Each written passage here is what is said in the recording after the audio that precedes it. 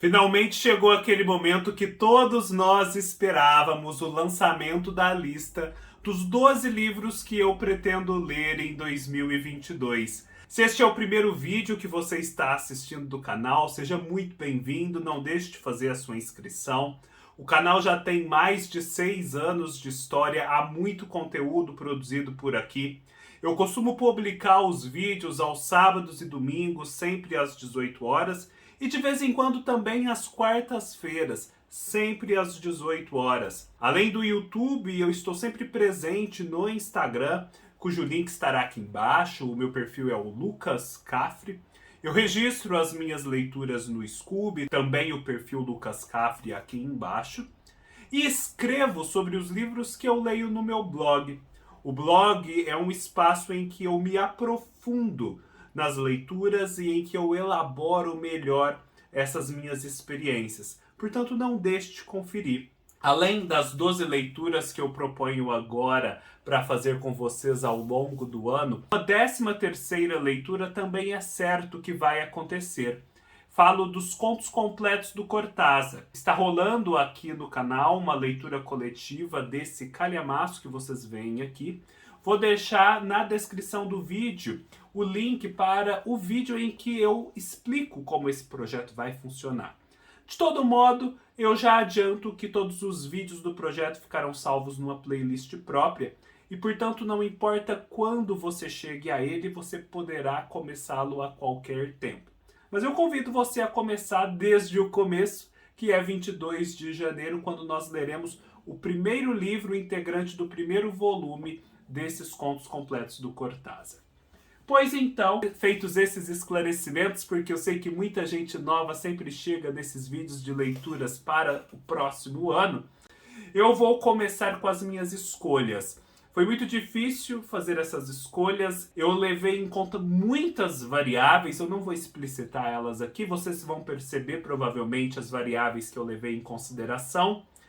Isso dificultou um pouco e, além de respeitar essas variáveis, era preciso que eu tivesse muita vontade de ler o livro para essa leitura e esse desafio funcionarem, e que o livro estivesse disponível para que vocês possam ler se quiser, e que não fosse algo tão estranho a ponto de ficar só eu lendo sozinho o livro.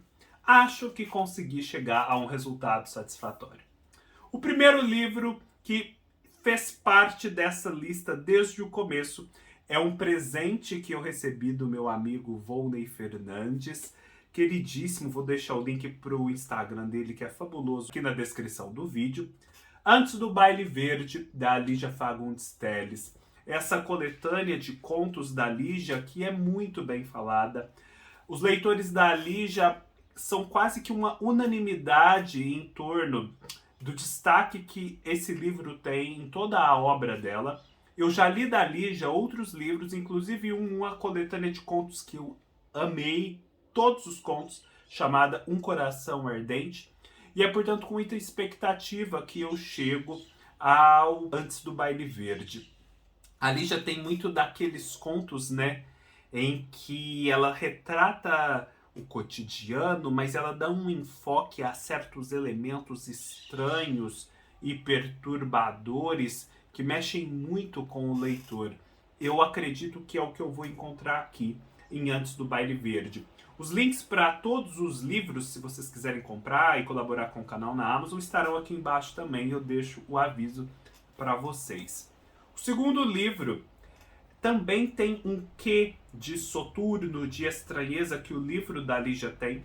É As Naus, do Antônio Lobo Antunes. Pensem só, o Antônio Lobo Antunes é um dos grandes escritores portugueses dos séculos 20 e 21, pareado ali com José Saramago. Aquele grande crítico literário, Georg Steiner, que escreveu aquele livro comparando Tolstói com Dostoiévski, gostava muito do Antônio Lobo Antunes e, inclusive, tem um vídeo entre os dois muito bacana aqui no YouTube. E nesse livro, o Antônio vai tratar de um modo diferente da colonização portuguesa. Não sei se vocês sabem, o processo colonizatório português ele não começou em 1500 no Brasil e terminou ali por volta de 1822 com a nossa independência. ele durou até os anos 70, quando finalmente Angola e Moçambique ganharam a sua independência. É algo muito recente. E o Antônio Lobo Antunes viveu isso como um médico que integrou o exército português na guerra de independência de Angola. E o que ele viu ali foi toda a dureza, o escândalo e o lado sombrio do processo colonizatório, coisa que talvez o colonizador português lá na península não conseguiria enxergar. E ele então ficou muito decepcionado com aquilo, afinal Portugal perde a guerra, muito chocado, e escreve esse livro em que os grandes descobridores, Pedro Álvares Cabral, Luís de Camões, Diogo Cão, Vasco da Gama, né, os integrantes daquele período do Renascimento, não necessariamente os descobridores apenas, eles meio que voltam para Portugal, mas é o Portugal de hoje em dia. Eles são pessoas comuns que voltam para um ambiente comum. É como se toda aquela grandeza do passado agora ficasse reduzida a isso, a uma baixeza, a uma vulgaridade. Então é como se fosse uma epopeia do descobrimento às avessas. É o retorno desses portugueses para o lugar de onde eles saíram lá nos tempos distantes do século XVI. Eu tenho ótimas referências a respeito desse livro. O terceiro livro também tem um pouco a ver com o livro do Antônio Lobo Antunes, só que do outro lado, né, ali já nas margens do Oceano Índico. É uma história escrita pela escritora moçambicana Paulina Chiziane. Paulina Chiziane, ela se tornou mais conhecida de nós ao ganhar o Grande Prêmio Camões em 2021, o prêmio máximo conferido a escritores de língua portuguesa, sejam brasileiros, africanos ou portugueses. O Antônio Lobo Antunes já ganhou esse prêmio, vários escritores nossos também, e a Paulina Chiziane foi a primeira mulher negra a recebê-lo. Ela tem uma história muito cativante, é uma personalidade muito agradável de se ouvir falar. Eu vou deixar uma entrevista que ela conferiu logo ao receber o prêmio, né, mostrando a sua simplicidade, a sua profunda conexão com a terra de onde ela veio, que é Moçambique. E aqui ela vai contar em Niket a história de poligamia existente em Moçambique. É uma mulher que depois descobre que o marido tem várias outras mulheres, só que ela é a mulher principal, a mulher mais velha, portanto tem uma proeminência em relação às outras, e vai começar então a se relacionar com essas outras esposas do seu marido. Por isso o livro tem o subtítulo Uma História de Poligamia. Deve ser um barato, deve ser muito revelador, deve ser uma aventura descobrir esse universo tão diferente que a Paulina Chiziane traz aqui. O quarto livro é Crônica de uma Morte Anunciada, de Gabriel Garcia Marques. Este é de fato o livro do Gabriel Garcia Marques que eu desejo ler no momento. Eu tenho ótimas referências em relação a ele. O título, de um certo modo, já faz parte do meu repertório, porque Crônica de uma Morte Anunciada é uma expressão que eu uso sempre para me referir a coisas que já se podia antecipar, que era previsível que fossem acontecer. E me parece que essa é uma história potente, curta e potente, tal como a morte de Ivan Ilitch do Tolstói, sabe? A gente sabe que o personagem vai morrer, que ele está nessa iminência, né? Afinal, a morte é uma crônica anunciada. No entanto, nós vamos descobrir como vai ser esse processo, como as pessoas vão reagir, como o personagem vai viver esse momento único da sua trajetória. Só tenho ótimas referências, como eu disse, a respeito desse livro, e quero então pegar tração na leitura dos livros do Gabriel Garcia Marques, lendo ele. Em A Cabeça do Santo, da Socorro Acioli, esse livro lindo que foi muito falado, depois ficou um pouquinho esquecido e que agora voltou a entrar no meu radar. Nós temos uma história que flerta com o realismo mágico, afinal, a Socorro Acioli foi aluna numa oficina de escrita criativa ou algo parecido do próprio Gabriel Garcia Marques. Aqui nós vamos ter um moço que viveu apartado do pai, e cuja mãe, à beira da morte, lhe dá um conselho a fim de que busque o pai na cidade de Candeia e que, assim, descubra suas raízes, reate relações com ele. Só que, ao chegar a Candeia, ele tem que se refugiar num lugar que parece uma caverna, onde ele começa a ouvir vozes, orações, súplicas, relatos. E ele depois percebe que, na verdade, ele está dentro da cabeça do que seria uma grande estátua de Santo Antônio. Então, todas as orações e preces que a mulherada do local faz a Santo Antônio, o santo casamenteiro, são ouvidas por ele. E esse fato insólito vai começar também a contribuir para essa descoberta das suas origens, a descoberta de quem é esse pai. A premissa é interessantíssima. Quem conhece literatura latino-americana provavelmente já fez, obviamente, uma analogia com Pedro Páramo, em que o Juan Preciado faz justamente a mesma trajetória, né? Parte em busca do pai, de quem é esse pai, por conta de um reclamo que a mãe faz à beira da morte.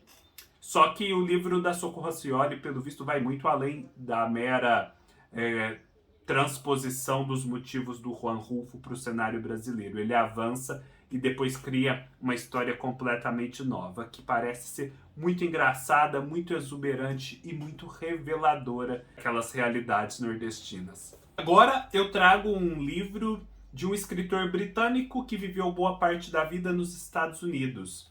Um Homem Só, do Christopher Isherwood, que é um livro muito sensível, que todo mundo que leu se emocionou bastante, e que vai contar a história de um homem gay que tinha um parceiro. Ele já é mais velho, ele sai da Inglaterra, vai para os Estados Unidos, esse parceiro falece e ele está sozinho. Ao mesmo tempo vive esse processo de envelhecimento. Ser um homem gay com uma idade mais avançada não é fácil, já não é fácil ser um homem gay em qualquer idade, imagine numa idade avançada. E ao mesmo tempo que ele tem as limitações do envelhecimento, sente a solidão, a falta do companheiro, ele ainda tem o desejo pulsando.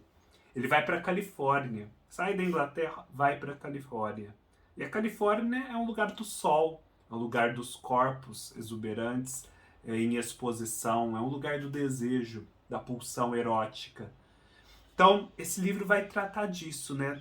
Desse desejo, dessa pulsão, dessa vitalidade que se mantém num corpo que já não é mais o mesmo, numa vida que é solitária, que tem suas limitações, que tem suas melancolias e tristezas.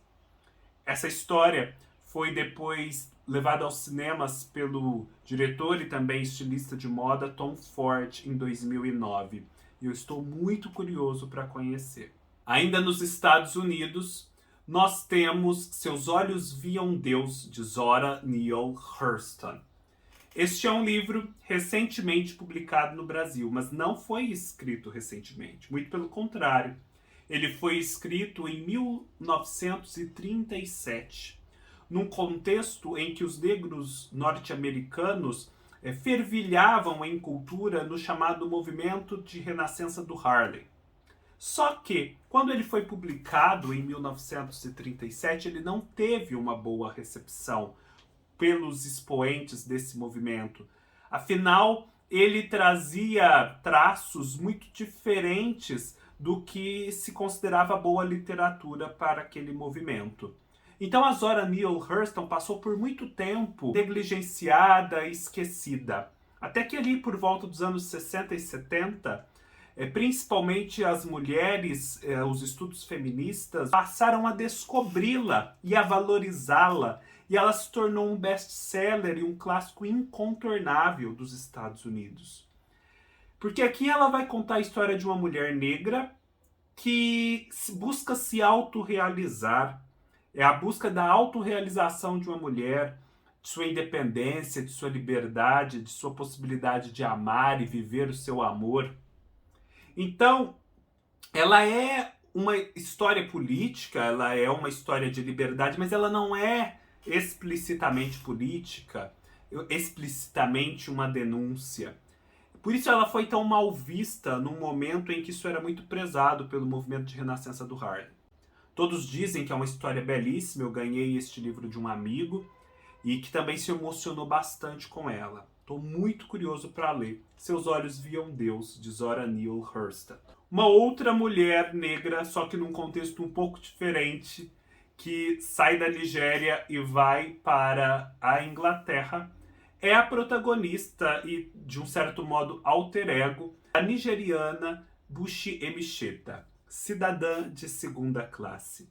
Da Bushi Emecheta eu já li As Alegrias da Maternidade, que foi um livro fenomenal, um dos meus favoritos do ano em que eu li. E aqui ela vai contar a história, que também é a dela, de uma mulher que se casa, tem vários filhos, vai para a Inglaterra em busca de melhores condições. Só que quando ela vai para a Inglaterra, que era vista pelos nigerianos como uma terra prometida, o que ela encontra são dificuldades, xenofobia, racismo, não aceitação por parte dos seus próprios compatriotas, dificuldades para criar seus filhos, para se desenvolver enquanto indivíduo, se firmar como alguém independente, violência do marido, uma série de dificuldades que a Bushi Emecheta também enfrentou ao sair da Nigéria rumo à Inglaterra e se estabelecer como uma escritora. E é isso que nós vamos acompanhar aqui, essa história de vida. Depois, eu quero ler um livro de um escritor que eu nunca li, Chico Buarque, e o seu primeiro livro, um livro lançado em 1991, dias antes de eu nascer. Ele foi lançado, salvo engano, em 7 de agosto, eu nasci no dia 27. Achei isso muito interessante e agora o livro completa em 2021, seus 30 anos, sai essa edição com todo um aparato crítico em homenagem a ele. E eu confesso que eu tinha um certo preconceito em relação ao Chico Buarque, escritor, ao próprio Chico Buarque, não sei porquê. Mas depois de assistir a um documentário sobre a vida dele na Netflix, eu passei a simpatizar bastante com ele, a me interessar verdadeiramente por sua literatura. Recebi no ano passado esse livro da Companhia das Letras, ele está aqui, e por que não o ler? Eu sei que é um livro que vai tratar de um personagem meio desorientado, meio delirante, que vive uma experiência significativa no começo e depois meio que sai pelo Rio de Janeiro desorientado, descobrindo e tendo contato com muitas coisas relacionadas à sua vida. É uma história dessa trajetória desorientada, mas eu não sei muito mais a respeito do livro. Portanto, ele permanece uma incógnita que eu vou descobrir com a leitura. O 10º livro é um livro que eu recebi do meu querido amigo Marcelo Apsan, do canal Literário. Vou deixar o link aqui embaixo para o canal dele, não deixem de conhecer. E assim, esse livro foi o último que chegou para integrar essa lista. Faltava um livro com determinado número de variáveis que eu queria, que eu não encontrava. Qual não foi a minha surpresa quando no dia seguinte, a escolha dos primeiros 11 livros, chega esse livro de presente do Marcelo Apsan. E esse livro cai como uma luva para tudo aquilo que eu queria como uma 12ª opção. E me empolga, me entusiasma de um jeito que eu não imaginava. Falo de Água Funda, de Ruth Guimarães. Que livro é esse? Esse é um livro escrito em 1946, o mesmo ano em que João Guimarães Rosa lança Sagarana, um de seus primeiros livros importantes. E a Ruth Guimarães é uma mulher negra que nasceu em Cachoeira Paulista, que viveu por quase 100 anos. Ela nasceu em 1920, morreu em 2014. Tem uma trajetória intelectual e literária riquíssima e que nesse livro, que logo foi muito bem recebido pela crítica, tanto é que o prefácio é do Antônio Cândido, nosso grande crítico literário, e há também excertos críticos aqui de Brito Broca e Álvaro Lins, grandes expoentes da crítica em meados do século XX. Nesse livro, a Ruth Guimarães ela vai tratar da vida do homem do campo, da vida dos caipiras paulistas, ali aqueles que vivem entre a fronteira de Minas com São Paulo, que é justamente de onde eu venho, Franca, uma cidade na fronteira entre Minas e São Paulo. Só que ela vai explorar aqui o pensamento mágico que muitos de nós brasileiros ainda hoje temos. A forma como nós vemos o mundo, em que as explicações para os fatos não são dadas pela ciência, pela objetividade dos conhecimentos humanos, mas por explicações mágicas, né? O famoso mal-olhado, as pragas, as bênçãos, as figuras sobrenaturais, tudo isso integra a forma de ver o mundo do caipira. E ela vai então explorar isso aqui.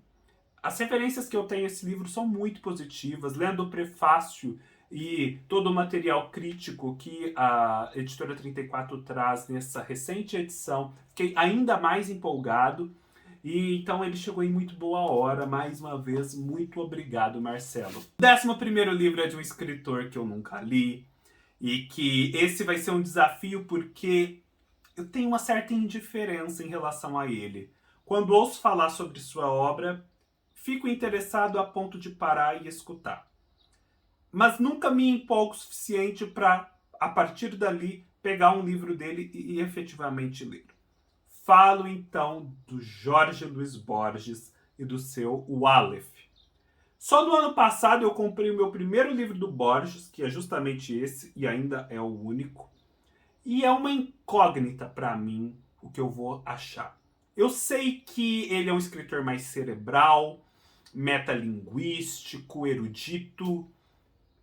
Sobre muitos aspectos isso me interessa, mas eu estou um pouco reticente quanto a gostar ou não do resultado de todos esses interesses que a princípio nós temos em comum. A ver, este é o livro que mais me traz uma incógnita. E o último livro dessa lista é de um escritor cubano célebre por a trilogia de Havana, chamado Pedro Juan Gutiérrez. Em Fabián e o Caos, eu até tenho a trilogia Suja de Havana, mas preferi ler este.